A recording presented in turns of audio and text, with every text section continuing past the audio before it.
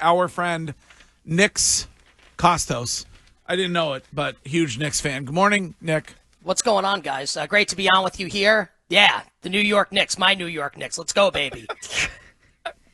I mean, a little bit of a disappointment on Saturday when you Little bit? Yeah. I would say it was a lot bit of a disappointment to get railroaded like that at home. Yeah, really disappointing, but still up 2-1 in the series. I'm not going to lie and say I'm feeling tremendously optimistic ahead of tonight, but, I mean, if you had told me before the series they'd be up 2-1, I mean, you sign up for that in blood. I thought they would lose in 5 or get swept. So the fact that they're up 2-1 I feel like is a major win, and now you roll the ball out tonight and see what happens. Do you worry, though? Are you worried after watching? Yes. Okay. Of course. Yeah, big time. Nick knows that house money is running out real quick. Well, like the Celtics are better than the Knicks. Yeah. Now, I'll say, I think the Knicks closing 5 is better than Boston's closing 5, but the Celtics are undoubtedly a better team, and the Celtics obviously swept the Knicks in the regular season, and it wasn't just that. And here's why I'm so surprised with how games 1 and 2 went, and I'm being consistent. Coming into the series, I thought the Celtics were going to win and win pretty handily. The Knicks were like the Memphis Grizzlies of the East. Memphis went the entire season without beating a really good team. They feasted on bad teams, and they lost to all the good teams. So, of course, they got swept by Oklahoma City in the first round. And the Knicks were the same way. They didn't beat OKC once this season. They didn't beat Cleveland once this season. They didn't beat Boston once this season. I mean, they were terrible against the really good teams, especially down the stretches of games. That's why I thought it was so shocking that the Celtics yacked away games 1 and 2 after having the huge leads, obviously. But look, the Knicks are in position now where they can maybe push this, maybe win the series. I don't think it's impossible that it happens, but yeah, my concern level is 11 on a 1 to 10 scale right now. And Nick, I think as a Knicks fan, you got to be hoping that the Celtics did what they did in game 1 and 2 is shoot under their normal percentage from three-point land. Because if the Celtics are able to shoot 30% from three-point land, they'll win this series. You know, what I thought, and I'm guessing you guys agree, you know, people watching game 1 and 2 on social media that are like, what? Does Boston shoot any two? Like, where's the elbow jumper? Like, why aren't they feeding down? Like, did you watch the Celtics last year when they won the championship? Like, we're like game 90 now for the Celtics this season. This is what they do, right? They shoot 1 billion threes. Like, you live by the sword and you die by the sword. They died by the sword in games 1 and 2, and then they shot 50% from downtown in game 3 and they won big. Now, one thing that I think is important to consider is that the Knicks were atrocious from 3 on Saturday, 5 of 25. Absolutely brutal. So let's just assume right now, right, that you get a better three-point shooting effort tonight from the Knicks, and maybe the Celtics I don't think are going to shoot 50. It's possible, right? Unlikely they'll shoot 50% again. I think this is going to be a closer game, and you put a water gun to my head, and I hope the Knicks win.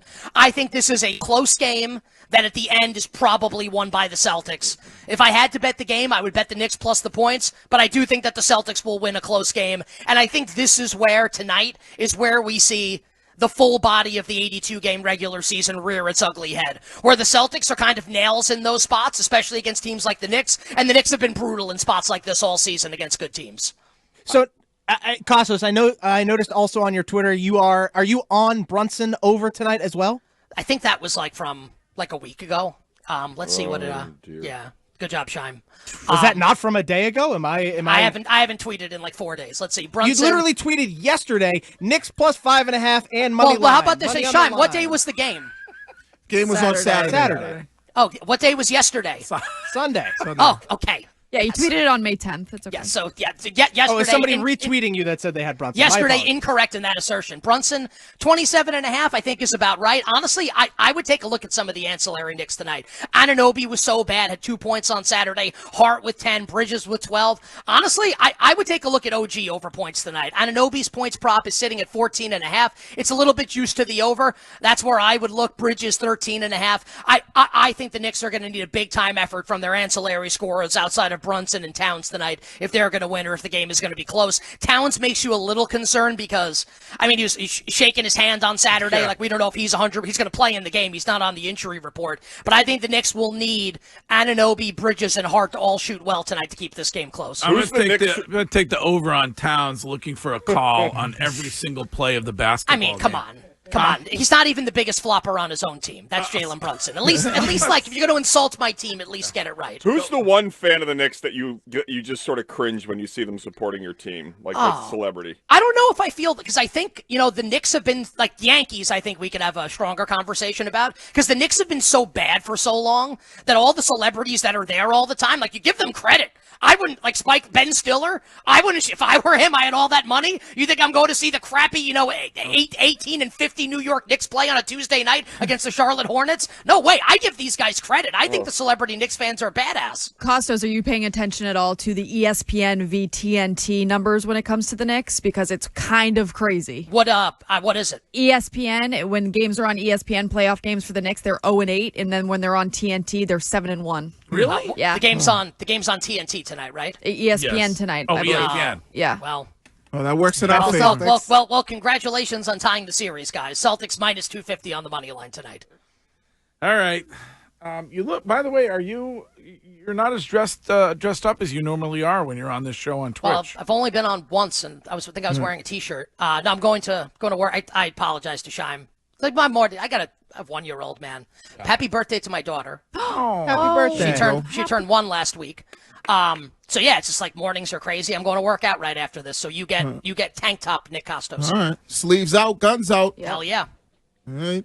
Do you have any Pokemon tattoos? It looks like you have some colorful ones. Yeah, this is no Pokemon. But if I were to get a Pokemon, I guess this would be like Charizard, right? Because I have a dragon on my right arm. Yeah. Well done, Kostos. Yeah, it's not bad. Yeah, we'll get the nerd factor up to 11 here.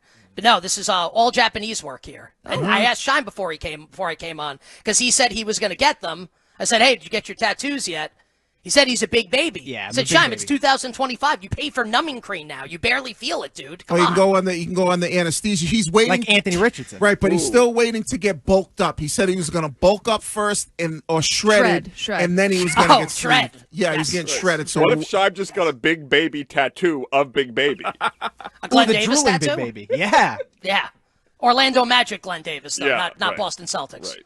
I think he's now jail, Glenn Yeah, Davis. Well, Is that true? Innocent Yes, until proven yes, guilty. yes. He's in the feds. No, Unfortunately, he's locked up. Yeah, he's he doing is, yeah. some prison photos of him out there. Oh, okay. Yikes. He calls collect for Courtney every once in a while. Food's not great. He's gonna be skinny baby when he gets out. He said Food's the not food great. wasn't bad though, but he did say when he gets out he's going to be in unbelievable shape. He'll be out in about 4 years. That as well. Well, I can. Yeah, having known some people that have gone quote unquote gone away, gone to camp. When they get back, because there's nothing to do, man. Right. They do. Shime. This is what you should go to jail, man. Sit. Yeah, Teresa Caputo came out, Yeah. or not Teresa Caputo, Teresa Giudice came out in the best shape of her life. Teresa, that's from Real Housewives of New Jersey. Right. Yes, yeah. Yeah, that's. It's not better that's than how you know. How do you know someone's married? Yeah, nothing better than a prison workout. That'll Yeah, get you right. She got into yoga. Yeah, that'll get you In right. prison. Yeah. Right. So, Wiggs, maybe if you buy some pot in Bermuda, you can get some prison workout. No, I do the prison workouts right in my building. I don't need to go to prison for that. All right. All right, Nick Kostos. Nick's Kostos, nice to talk to you. And we don't wish you success in this series, but we wish you success in life at all times. And we love I appreciate talking to you. All right, wishing everybody minimal sweats, winning bets, the absolute very best of luck. Go New York, go New York, go! Stop. Get him out of here. No, put it on one more time. Put it up there. Put it on camera. Come on. Yeah, get him out of here. Let's go. All right. Thank you.